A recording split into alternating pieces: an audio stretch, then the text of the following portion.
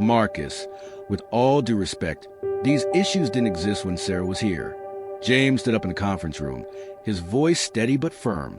Around the table, the entire team went silent.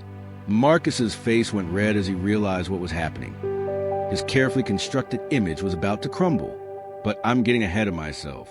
To understand how Marcus went from golden boy to walking disaster in just 3 months, we need to go back to where it all started. Back to when Sarah Chun was still just another employee that nobody really noticed. Let me tell you about Sarah Chun. She'd been working at Riverside Marketing for 7 years. Not the flashy type.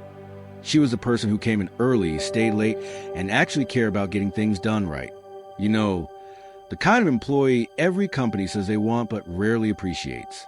Sarah had built the entire client relationship system from scratch. When she started, they were using literal sticky notes and Excel spreadsheets from 2005. She taught herself database management on YouTube, spent weekends coding, and created a system that increased client retention by 40%. 40%. That's not nothing. Her manager, Tom, was nice enough. A bit checked out, honestly. He'd been coasting for the last few years, counting down to retirement. But he never got in Sarah's way, and he'd always say things like, "Great work, kiddo," when she presented results at meetings. Sarah didn't love being called kiddo at 32, but whatever. She had her head down, doing the work. Then Tom announced his retirement. Finally, Sarah thought. She'd been the de facto manager for 2 years anyway. Everyone knew it. When clients called, they asked for Sarah. When problems came up, people came to Sarah. She'd even been training the new hires for the past year. The job posting went up, and Sarah applied the same day. She was confident. Not arrogant, just confident in the way you are when you've earned something. Then Marcus Webb showed up. Marcus was everything Sarah wasn't. Loud, charismatic. The kind of guy who could walk into a room and make everyone feel like they were at the most important meeting of their lives, even if they were just discussing printer paper orders. He'd worked at 3 different marketing firms in 5 years. It should have been a red flag, but he spun it as seeking growth opportunities and building diverse experience.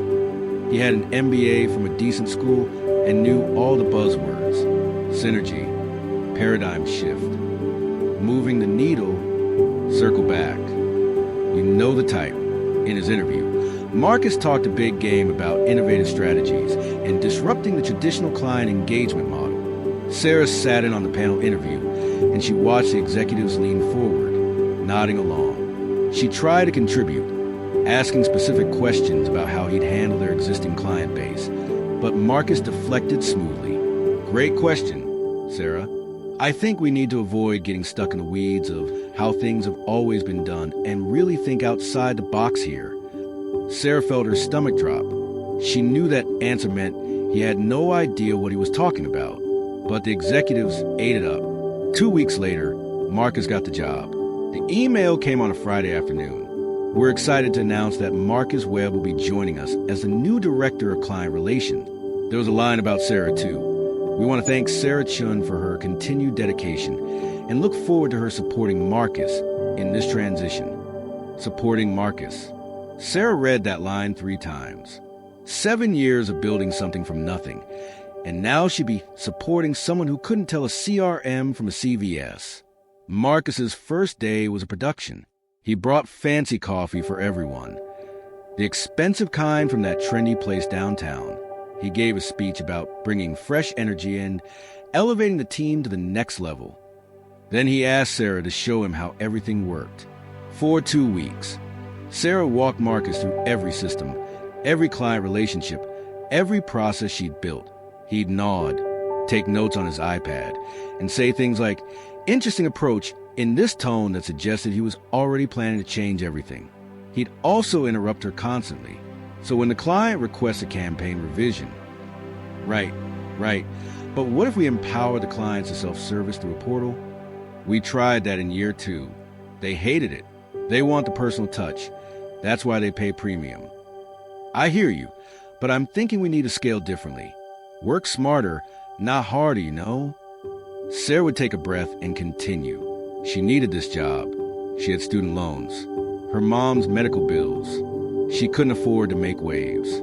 But then Marcus started taking credit. In the first big meeting with the executives, Marcus presented his vision for client relations. Sarah sat there, watching him describe her system, the one she'd built, as if he'd invented it. He even used her phrases, her examples, her data. "I've been analyzing our current framework," Marcus said, clicking to a slide that Sarah had created, "and I've identified several key efficiency metrics we can leverage." Sarah's co-worker, James, caught her eye across the table and made a subtle yikes face. At least someone noticed. After the meeting, the CEO stopped Marcus in the hallway. Sarah heard it as she walked past. "Great presentation, Marcus. This is exactly the kind of strategic thinking we were looking for. Tom was great, but he was old school. You're bringing us into the future." Sarah kept walking. Over the next month, Marcus made changes. Not good ones. He decided the team needed more structure, so he implemented a new system where every client interaction had to be logged in triplicate and approved through 3 levels of management. The system Sarah built was designed for efficiency. Marcus's version created bottlenecks. Response time slowed. Clients started complaining. Marcus also decided to optimize a budget by switching to a cheaper customer service platform. Never mind that Sarah had spent months researching and choosing the current one specifically because it integrated with everything else. The new platform crashed twice in the first week. When clients called asking for Sarah, Marcus had implemented a new policy. All calls went to him first. He'd handle the high-level strategy and delegate the execution to the team. Translation: he'd talk to clients about vague concepts, promise things without understanding what was feasible, and then Sarah would have to figure out how to actually deliver while he took credit. One day, their biggest client, Donovan Industries, a $2 million account that Sarah had personally landed and nurtured for 4 years, called with a major issue. Their campaign wasn't performing. Marcus took the call. Sarah could hear him through the office wall. "I understand your concern, but I think we're looking at this wrong. What if we pivoted to a more guerrilla-style approach? Really disrupt the market?" Sarah closed her eyes. Donovan Industries sold industrial equipment to construction companies. Guerrilla marketing wasn't going to help them. The call ended badly. Sarah heard Marcus say, "Let me circle back with my team." Code for, "I have no idea what I'm talking about." 10 minutes later, Marcus appeared at Sarah's desk. "Hey, can you fix the Donovan situation? They're being difficult." Sarah looked up from her computer. "What exactly happened?" "They're not happy with the campaign performance. Just work your magic." "Marcus, I'd love to help, but I wasn't on the call. Can you fill me in on what they specifically said?" He waved his hand dismissively. "Just the usual complaints. You know how clients are. I told them we'd make it right." Sarah spent the rest of the day calling her contact at Donovan, apologizing for the miscommunication, and actually diagnosing the problem, which was, ironically, caused by one of Marcus's optimizations that had broken their tracking pixels. She fixed it. Marcus sent an email to the executives taking credit for resolving a critical client escalation with strategic intervention. The final straw came during annual reviews. Sarah sat across from Marcus in the conference room. He had a review pulled up on his laptop. "So, Sarah, you've had a solid year. Really solid. I think you're a valuable contributor to the team." Contributor. After 7 years, she was a contributor. However, Marcus continued, "I do think there's room for growth in terms of strategic thinking. You're great at execution. Really great. But I'd love to see you develop more of that big picture vision. Maybe take some courses." Sarah felt something crack inside her. She kept her face neutral. "I'm recommending a 2% raise, which I think is fair given the current market conditions." 2%. Inflation was at 4%. She was effectively getting a pay cut. "Any questions?" Marcus smiled. Sarah had 1,000 questions. "Why are you here? How did you fool everyone? Do you have any idea what you're doing?" Instead, she said, "No questions. Thank you." That night, Sarah updated her resume. But here's the thing about Sarah. She wasn't impulsive. She didn't rage quit. She didn't send angry emails. She was strategic. She'd learned something important in 7 years. Everything at Riverside Marketing ran through systems she built. She documented everything meticulously. That was her nature, and she was the only one who truly understood how all the pieces fit together. Marcus had access to everything, sure, but access isn't the same as understanding. Sarah started applying to jobs. Within 3 weeks, she had 2 offers. One was from a competitor, offering 40% more than what she made now, plus a Real title. Senior Director of Client Strategy. She accepted, then she gave notice. 2 weeks. Professional as always. Marcus seemed relieved. I think this is a great opportunity for you, Sarah. And honestly, I think it's time for you to spread your wings. You've been here a long time. Sometimes a change of scenery is what you need. Sarah smiled. I agree.